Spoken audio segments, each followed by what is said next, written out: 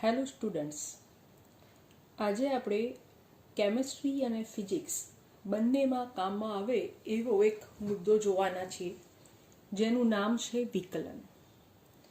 વિકલન શું છે? વિકલનની વ્યાખ્યા આવી થાય: એક રાશિનું બીજી રાશિના સાપેક્ષમાં ફેરફારને વિકલન કહે છે.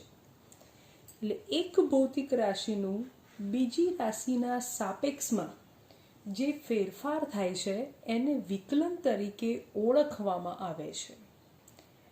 વિકલન માટેનો સિમ્બોલ શું છે? વિકલન કેવી રીતે ખબર પડે? તો જ્યારે d/dx આપેલું હોય ત્યારે તમે ઓળખી શકો કે આ વિકલન વિશે તમને કહેવામાં આવેલું છે. વિકલનનો આજે આપણે પહેલો નિયમ ભણવાના છીએ, જે છે કે xની n ઘાત હોય. કોઈ રાશિ છે જે xની n ઘાત રાશિ છે, એના ઉપર હું વિકલન લાગુ પાડું છું, એટલે કે d/dx ને લાગુ પાડું છું. તો xની n ઘાતનું વિકલન શું થશે? તો ઘાત સહગુણક બની જશે અને xની એક ઘાત ઓછી થઈ જશે. એને કહેવાય xની n ઘાતનું xની સાપેક્ષમાં વિકલન. ચલો ઉદાહરણ લઈને આપણે જરા આ નિયમને વધારે સમજીએ. xની 3 ઘાત એનું મારે વિકલન કરવું છે, તો હું લાગુ પાડીશ d/dx. ઘાત સહગુણક બની જશે અને xની ઘાત 1 ઘટી જશે, એટલે જવાબ આવશે 3x². x² છે એનું વિકલન કરવું છે, તો d/dx લાગુ પાડું છું. ઘાત બની જશે સહગુણક અને નવી ઘાતમાં 1નો ઘટાડો થશે, એટલે જવાબ આવશે 2x. ચલો અહીંયા આગળ x છે, એનું મારે વિકલન કરવું છે, તો એના ઉપર લાગુ પાડીશ d/dx. x એકલો છે એટલે xની 1 ઘાત છે. ઘાત સહગુણક થઈ જશે અને xની 1 ઘાત ઘટી જશે, એટલે 1 - 1, એટલે કે 1 × xની 0 ઘાત. xની 0 ઘાત એટલે આપણને ખબર છે 1 થાય, એટલે જવાબ થશે 1. હવે મારે 1/x નું વિકલન કરવું છે. 1/x ને હું ઘાતના સ્વરૂપમાં લખું તો xની -1 ઘાત થાય. એના ઉપર હું વિકલન લાગુ પાડું. ઘાત બની જશે સહગુણક. જે ઘાત છે એમાંથી 1 ઘટશે, એટલે -1 અને થશે xની -2 ઘાત. xની -2 ઘાત છે એને હું જો છેદમાં લઈ જાઉં તો -1/x² થશે. હવે કંઈક નવું જોઈએ. માની લો કે વિકલનમાં કોઈ અચળાંક છે, અચળ સંખ્યા છે. દાખલા તરીકે હાલ ઉદાહરણ છે c. અચળ છે. અચળ હોય ને એનો મતલબ કે એમાં ફેરફાર થાય નહીં, અને જેમાં ફેરફાર ના થાય એનું વિકલન થઈ જાય 0. કારણ ફેરફારને જ આપણે વિકલન કહીએ છીએ. અને જો રાશિ અચળ હોય, ફેરફાર ના થતો હોય, તો એનું વિકલન લેવું પડે 0. દાખલા તરીકે 5 સંખ્યા છે, એનું પણ વિકલન કેટલું થશે? 0. 9.8 દશાંશ ચિહ્નવાળી સંખ્યા પણ અચળ સંખ્યા, એટલે એનું પણ વિકલન થશે 0. ચલો મારે 2x નું વિકલન કરવું છે. તમને થાય કે બેન આમાં બગડો આવ્યો, 2 છે, અચળ સંખ્યા કહેવાય, પણ આ અચળ સંખ્યા x સાથે ગુણાયેલી છે. આ શું રજૂ કરે છે કે x 2 વખત છે. એટલે આ વિકલન કરતી વખતે xની હાજરીના કારણે 2 જે છે એનું વિકલન કરવા માટે એ અચળ છે એટલે એને હું કાઢી દઈશ વિકલનની બહાર. એટલે શું લખાશે? 2d/dx x. હવે હું નિયમ લાગુ પાડું કે એક્સની એક ઘાત છે, એક્સની એક ઘાત બની જશે સહગુણક અને ઘાતમાં એકનો થશે ઘટાડો. એટલે 2 x ની 0 ઘાત એટલે જવાબ થશે તમારો 2. ચલો 3x છે તો એ જ રીતે મેં 3ને કાઢી દીધું બહાર. એટલે હવે મારે ખાલી વિકલન કરવાનું છે એક્સનું. એક્સની એક ઘાત છે, એક ઘાત સહગુણક બની જશે, એક ઘાતમાં ઘટાડો થશે. એટલે 3x ની 0 ઘાત એટલે જવાબ મળશે 3. ચલો એક નવું વિકલન લઈએ.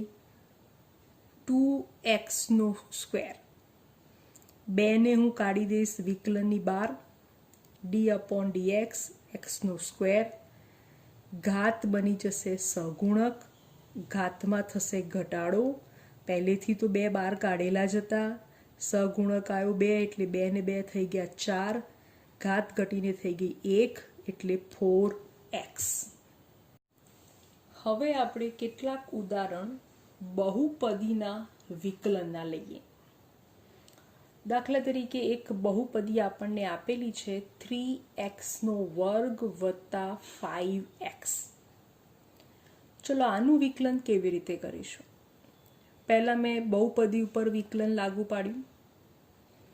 બહુપદી સરવાળાથી જોડાયેલી છે એટલે હવે વિકલન બંને પદો ઉપર અલગ અલગથી લાગુ પાડીશું.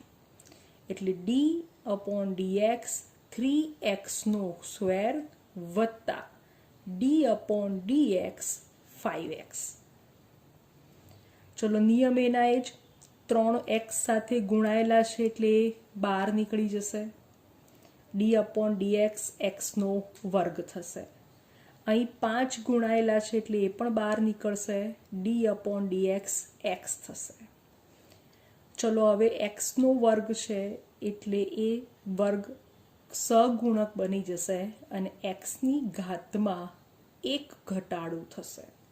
એટલે 3 × 2 xની 2 - 1 ઘાત. ચલો અહીંયા આગળ xની 1 ઘાત છે એટલે 1 સહગુણક બનશે અને 1 ઘાત ઘટશે. એટલે અહીં નીચે આવશે જવાબ 3x + 5x 0.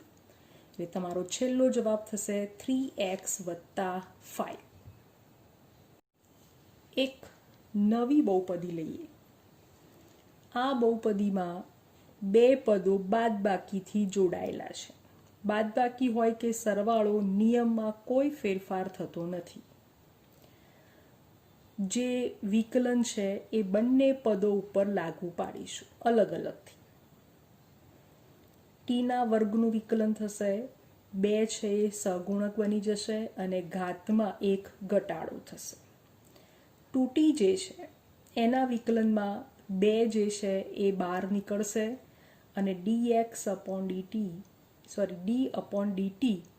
tની 1 ઘાત થશે.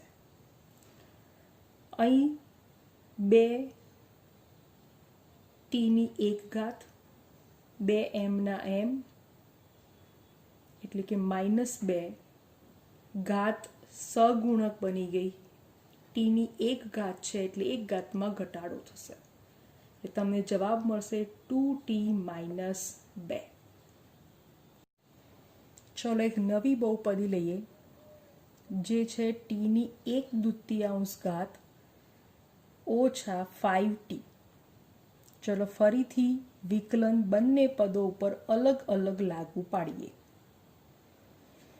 ફરીથી ઘાત બની જશે સહગુણક અને ઘાતમાં 1નો થશે ઘટાડો. માઇનસ કરીએ 5 જે છે 5t છે એટલે 5 બહાર નીકળી જશે અને tની 1 ઘાત જેનું વિકલન થશે 1 tની 1 - 1 ઘાત. એટલે જવાબ મળશે 1/2 tની -1/2 ઘાત ઓછા 5. ચલો કેટલાક વિશિષ્ટ પ્રકારના ત્રિકોણમિતીય વિધેયોના વિકલનો સમજીએ. જેમ કે પહેલું આપ્યું છે સાઇન થીટા. સાઇન થીટાનું વિકલન થાય કોસ થીટા. પણ કોસ આપ્યું હોય ને તો કોસ થીટાનું થશે માઇનસ સાઇન થીટા. બરાબર યાદ રાખજો, સાઇન થીટાનું કોસ થીટા અને કોસ થીટાનું માઇનસ સાઇન થીટા. ઘણીવાર થીટા સાથે કોઈ સગુણક ગુણાયેલો હોય. દાખલા તરીકે છે સાઇન 5 થીટા. તો એનું કેવી રીતે કરવાનું? સાઇન 5 થીટા છે, સાઇન છે એટલે થશે કોસ 5 થીટા. પણ 5 સગુણક છે ને એટલે તમારા વિકલનને પણ 5 વડે ગુણવું પડે.